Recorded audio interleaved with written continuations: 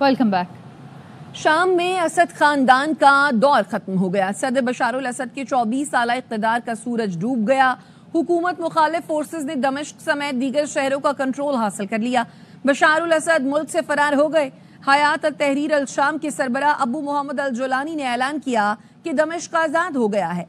पुरअमन इक़्तिदार की मुंतकली तक वज़ीर आज़म मोहम्मद गाजी अल जलाली तमाम रियासती इदारों को चलाएंगे। इसराइली हुकूमत ने जनूबी शाम में टैंक दाखिल कर दिए। लेबनानी टीवी अल मिनार के मुताबिक इसराइली टैंकों ने गोलान की पहाड़ियों से सरहदी बाड़ को उबूर किया।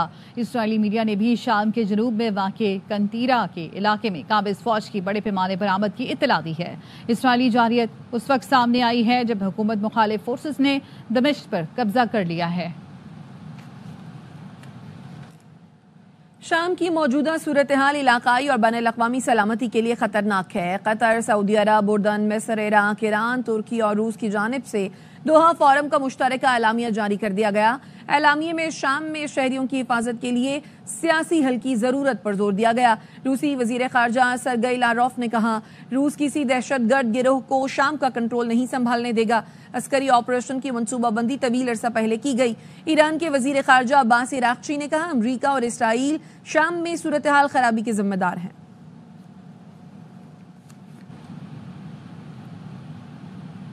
शाम में गड़बड़ हो रही है लेकिन शाम हमारा दोस्त नहीं। नौमंतखब अमरीकी सदर डोनाल्ड ट्रंप का सोशल मीडिया पर शाम की कशीदा सूरत हाल पर बयान।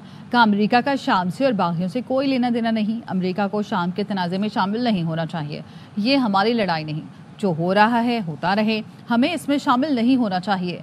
व्हाइट हाउस का कहना है शाम की सूरत हाल का जायजा ले रहे हैं। बाइडेन इंतजामिया खित्ते के ममालिक से राब्ते में है।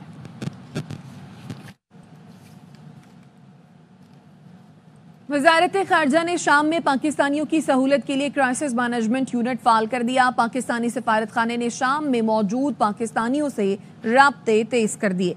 दमिश्क में पाकिस्तानी सफारत खाने के व्हाट्सएप नंबर्स और ईमेल पर राब्ते किए जा सकते हैं। वज़ारत ने शाम में पाकिस्तानी शहरी और उनके अहले खाना से भी कहा है कि वो दिए गए टेलीफोन नंबर्स और ईमेल पर CMU से राब्ता करें।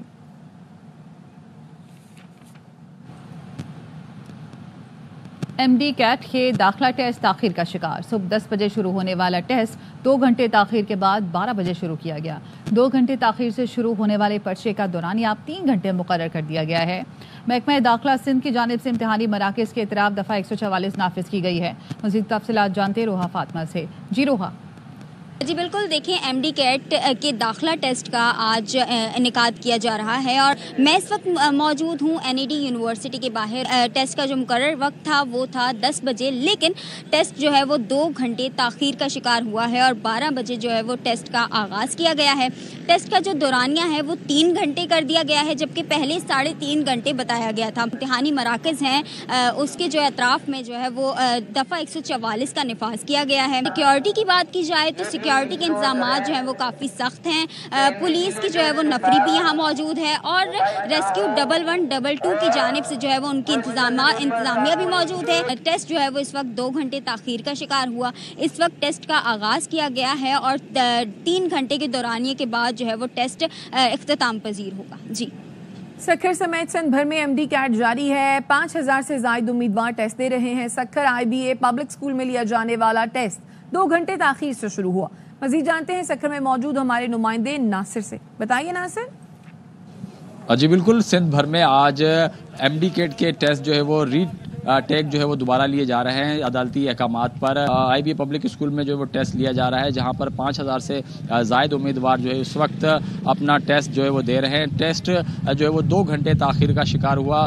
इसमें इंतज़ामिया का ये कहना है कि उम्मीदवारों के पास डॉक्यूमेंटेशन मुकम्मल ना होने की वजह से जो है वो ताख़ीर का शिकार हुआ। सिक्योरिटी के भी फुल प्रूफ इंतजाम किए गए हैं। उम्मीदवारों के साथ जो उनके वालिदैन आए थे उन्हें भी यहाँ से जो है वो दूर कर दिया गया। इस वक्त टेस्ट जारी है और ये कहा जा रहा है कि 3 से 3.5 घंटे जो है वो इस टेस्ट में लग सकते हैं, जिसके बाद उम्मीदवार अपने घरों को वापस चले जाएंगे।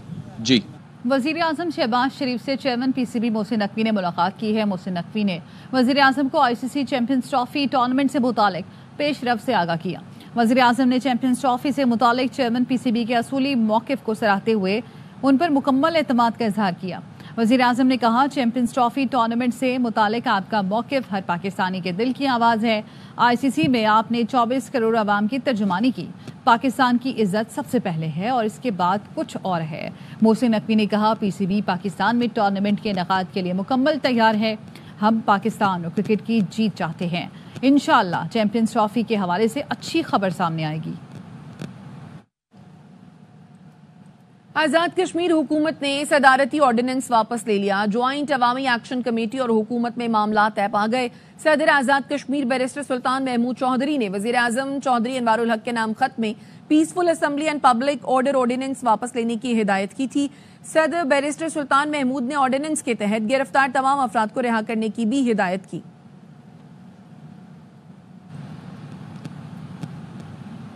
اتحاد تنظیمات مدارس اور حکومت کا اگست 2019 کا معاہدہ سامنے آ گیا۔ اتحاد تنظیمات نے مدارس کو وزارت تعلیم کے ساتھ منسلک کرنے کے معاہدے پر دستخط کیے۔ معاہدہ پی ٹی آئی کے دور حکومت میں وفاقی وزیر شفقت محمود نے کیا تھا۔ معاہدے میں تمام دینی مدارس کو وزارت تعلیم کے ساتھ رجسٹریشن کروانے کا پابند کیا گیا۔ معاہدے میں وزارت تعلیم مدارس کے اعداد و شمار اکٹھے کرنے کی واحد مجاز اتھارٹی تسلیم کی گئی۔ معاہدے میں رجسٹریشن نہ کروانے والے مدارس کو بند کرنے کا مشترکہ فیصلہ کیا گیا۔ قواعد و ضوابط کی خلاف ورزی پر رجسٹریشن منسوخ کرنے کا فیصلہ کیا گیا۔ مدارس کو بینکوں میں اکاؤنٹ کھولنے کا پابند کیا گیا۔ غیر ملکی طلبہ کو تعلیم حاصل کرنے کی اجازت دی گئی۔ یکساں نصاب کے اہداف طے کیے گئے۔ معاہدہ تعلیمی اصلاحات کے لیے کیا گیا۔ معاہدے میں حکومت نے مالی امداد اور وسائل کی فراہمی کی یقین دہانی کرائی تھی۔ چیئرمین پاکستان علماء کونسل طاہر اشرفی کہتے ہیں کل بھی مدارس کی چوکیداری کی تھی، آج بھی کریں گے۔ مدارس میں لاکھوں طلبہ اور اساتذہ ہیں، کوئی چیز مسلط نہیں کی جا سکتی۔ مدارس کے خلاف کوئی قانون سازی نہیں کی جا رہی۔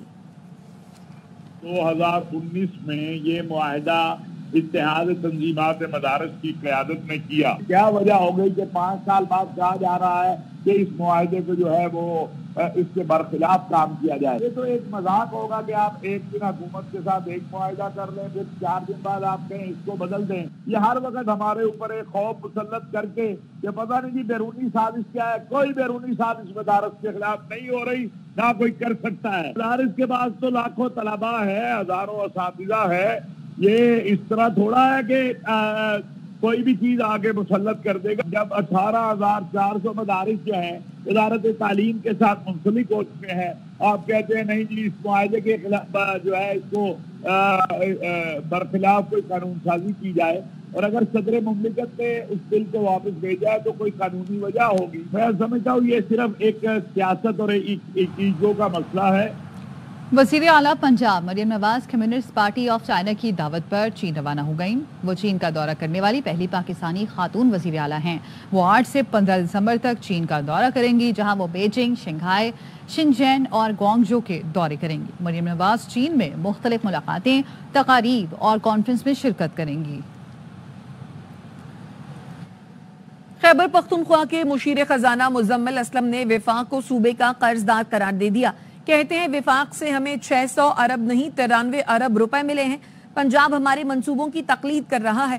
پنجاب کے پاس سوائے ٹک ٹاک کے کچھ بھی نہیں۔ تو وفاق نے اگر ہمارے حصے کے علاوہ اگر فالتو پیسے دیے تو وہ بتائیں۔ شہباز شریف صاحب نے سندھ کے لیے سیلاب کے لیے پیکیج دیا، وہاں گئے۔ بلوچستان کے لیے دیا، پچھلے دنوں ٹیوب ویل کا پیکیج دیا۔ دہشت گردی ہوئی، وہاں گئے۔ یہاں پہ شہباز شریف صاحب کتنی دفعہ ہیں، صرف سیاست کرنے کے لیے باقی ہیں۔ بار بار کہہ دیتے ہیں ہم نے 600 ارب دے دیے وار اینڈ ٹیرر میں، 93 ارب روپے ہم نے وار اینڈ ٹیرر میں ملے۔ تو وفاق تو ابھی ہمارا قرض دار ہے، انہوں نے ہمارے پیسے دینے، چاہے نیٹ ہیڈل پروفٹ کے ہوں، چاہے ہمارے آئل اینڈ گیس رائلٹیز کے ہوں۔ پھر اس کے بعد جب مرج ایریا بن گیا تھا اس وقت وعدہ کیا گیا تھا 3% اضافی دیا جائے گا، اس میں 1 روپیہ نہیں آیا۔ کامیاب جوان وہ ہمارا تھا، سارے احساس پروگرام ہمارے ہیں، صحت کارڈ ہمارا ہے۔ ہم تو ان کو سکھا رہے ہیں، ان سے صرف ایک ہی چیز سیکھ سکتے ہیں، ٹک ٹاک کیسے بنانی ہے، اس کے علاوہ تو اور کچھ ان کے پاس سکھانے کے لیے ہے نہیں۔ وزیر اعلیٰ کے پی کی ہدایت پر کرم میں ایمرجنسی دوائیوں کی سپلائی جاری ہے۔ مشیر اطلاعات کے پی بیرسٹر سیف کہتے ہیں اپر کرم کے لیے دوائیوں کی دوسری کھیپ روانہ کر دی گئی ہے۔ دوائیاں وزیر اعلیٰ کے ہیلی کاپٹر کے ذریعے 2 پروازوں سے پہنچائی جا رہی ہیں۔ سیکریٹری ہیلتھ دوائیوں کی سپلائی کی نگرانی کر رہے ہیں۔ 1.5 کروڑ مالیت کی دوائیاں ڈی ایچ کیو اسپتال پارا چنار پہنچا دی گئی ہیں۔ لوئر کرم کے لیے 2 ٹرک دوائیاں پہلے ہی براستہ سڑک بھجوائی جا چکی ہیں۔ وزیر اطلاعات عطا طارر میڈیا سے گفتگو کر رہے ہیں۔ تم سول کرو یا ازدواجی کرو یا بچوں کی کرو یا خدا کی کرو، یہ تو تمہاری اپنی مرضی ہے کہ تم کس طرح کی نافرمانی کرنا چاہتے ہو، مگر بات یہ ہے کہ لوگوں نے اس کو ریجیکٹ کیا ہے۔ لوگ چاہتے ہیں کہ لوگوں کے مسائل حل ہو، مہنگائی کم ہو، گیس آئے گھروں کے اندر، लोगों के घरों में बिजली आए, लोगों के बच्चों को नौकरी मिले, ये लोगों के मसाइल है। लोगों के मसाइल ये नहीं है कि यहाँ पे धरने देना शुरू कर दो। तो ये जो दौड़ लगाई है उसके पीछे झूठा बयानिया, कभी लाशों का, कभी झूठा बयानिया जो है वो सिविल नाफरमानी का। अब जो मर्जी कर लो, तुम्हारी दाल नहीं गलने वाली, तुम लोग दुम दबा के भागे हो और तुम्हारा कोई फ्यूचर नहीं है। अच्छा साहब, एक तो इस पे कमेंट कर दें कि अब बहुत ज़्यादा फेक न्यूज़ फैलाई गई, जिसको कि मुख्तलिफ ममालिक की पार्लियामेंट में भी जिसका तज़किरा हुआ, उन्हीं खबरों को लेकर कि सीनियर वकील ने 278 का बयानिया गढ़ा और वो बिल्कुल उसमें कोई सदाकत नहीं थी। और दूसरा, इस पर क्या कार्रवाई करने जा रही है गवर्नमेंट फेक न्यूज़ के फैलाओगे और इससे नुकसान क्या हुआ है रियासत को, ये बता दें। और दूसरा, एक आखिरी कार्ड की बात की जा रही है, आपके ख्याल में वो आखिरी कार्ड क्या हो सकता है? देखिए, आखिरी कार्ड जो है ना, उन्होंने कहा कि वो प्रोडक्ट्स का बॉयकॉट करे, तो वो तो उसके शेयर ऊपर चले गए हैं, उसका रेट बढ़ गया इनके ये कहने से। और देखिए, जो बात ये करते हैं, मैं ये समझता हूँ कि जो सीनियर वकील लतीफ खोसा साहब ने बात की, उनके घर से मेरा ख्याल है बरामद करने की 278 लाशें उनके घर में मौजूद है। वो वैसे भी अब उम्र के उस हिस्से में वो बंदा 17 जाता है, तो मेरा ख्याल है उनको बराम करना चाहिए। सियासत की उनकी उम्र नहीं रही है, और जिस तरीके से वो झूठ बोल रहे हैं इस उम्र में, मैं समझता हूँ बदकिस्मती इस मुल्क की। और मैं तो सिर्फ ये पूछता हूँ कि दौड़ क्यों लगाई, भागे क्यों? और अगर ये इतनी ही बात होती तो कोई एक पोस्टमार्टम, कोई एक वीडियो सामने ले आते, झूठी वीडियोस, गजा फलस्तीन की वीडियोस का सहारा ना लेना पड़ता, पुरानी वीडियोस का सहारा ना लेना पड़ता, पुरानी पोस्टें ना लगानी पड़ती, तो ये बड़ी बदकिस्मती है। और ये इंतशार करना चाहते हैं, इंतशार नहीं करने देंगे। बहुत शुक्रिया। बता दीजिएगा कि आपने बाजवा साहब के घर कैमरामैनों के हवाले से सैलरी के ऊपर बात की थी, 35,000 से नीचे किसी की सैलरी नहीं होगी।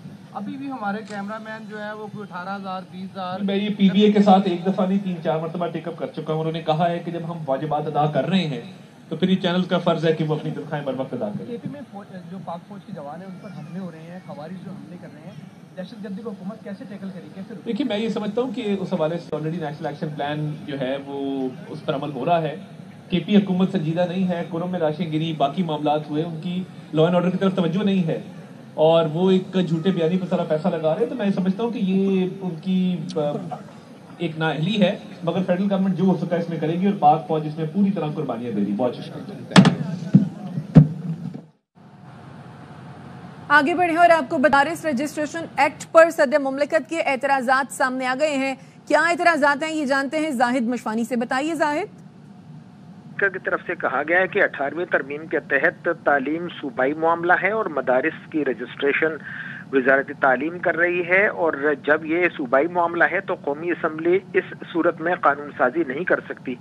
इसमें ये लिखा जाना चाहिए, बिल या इस एक्ट में ये होना चाहिए कि इस बिल का इतलाक सिर्फ इस्लामाबाद की हदूद तक होगा, और इस्लामाबाद के लिए पहले से रजिस्ट्रेशन का कानून मौजूद है, और इस सूरत में पहले कानून को मनसूख करना पड़ेगा। लेकिन इस कानून की मनसूखी में भी एक इबहम जो है वो सामने आएगा कि अगर पहले की कानून मौजूद है तो दूसरा कानून कैसे बनाया जा सकता है। सदर मुमलिकत की तरफ से ये एतराज़ात लगाकर बिल वापस कर दिया गया था। जी, अपडेट करने के लिए शुक्रिया।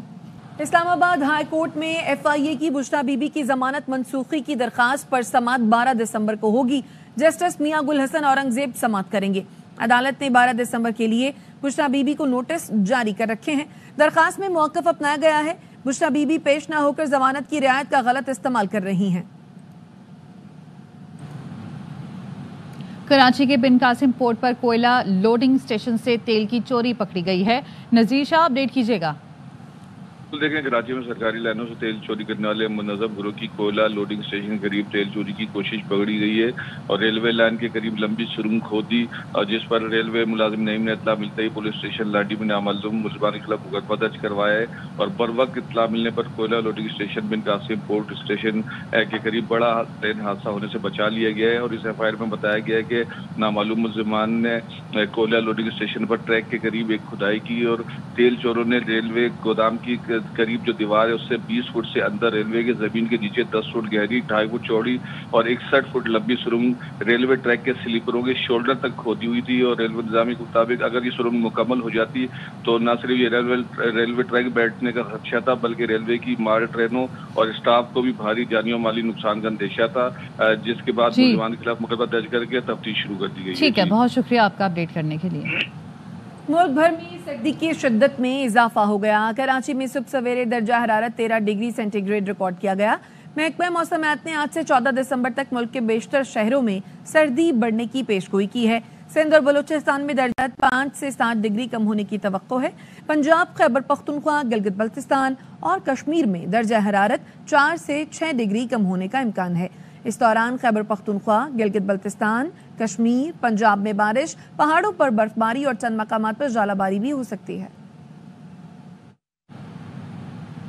ضلع پر چترال کے بالائی علاقوں میں شدید ٹھنڈ نے ندی نالوں اور آبشاروں سمیت دریائے یارخون کو بھی جما دیا۔ محکمہ موسمیات کے مطابق چترال کے دونوں اضلاع میں شدید سردی کی لہر آئندہ چند روز مزید برقرار رہنے کا امکان ہے۔ مزید جانتے ہیں ہمارے نمائندے نذیر حسین شاہ سے، بتائیے گا۔ کئی علاقوں میں شدید سردی نے ندی نالوں اور آبشاروں سمیت دریائے یارخون کو بھی جمنے پر مجبور کر دیا ہے۔ وادی مستوج، لسپور، یارخون، کھود، تیرچ اور دوسرے دیہات میں موسم سرما کی سردیاں عوام کے لیے کسی امتحان سے کم نہیں۔ دسمبر کے مہینے ان علاقوں میں یکبستہ موسم اپنے عروج پر ہے۔ ان دنوں یہاں کے مکینوں کے لیے خون جما دینے والی ٹھنڈ کا مقابلہ کرنا بہت مشکل ہے۔ گھروں میں پانی کے پائپ جم جانے سے یہاں کے باسیوں کو پانی کے حصول میں بھی شدید مشکلات کا سامنا ہے۔ محکمہ موسمیات کے مطابق چترال کے دونوں اضلاع میں شدید سردی کی لہر آئندہ چند روز مزید برقرار رہنے کا امکان ہے۔ اب تک کے لیے اتنا ہی۔ مزید خبروں اور اپڈیٹس کے لیے دیکھتے رہیے ARY نیوز۔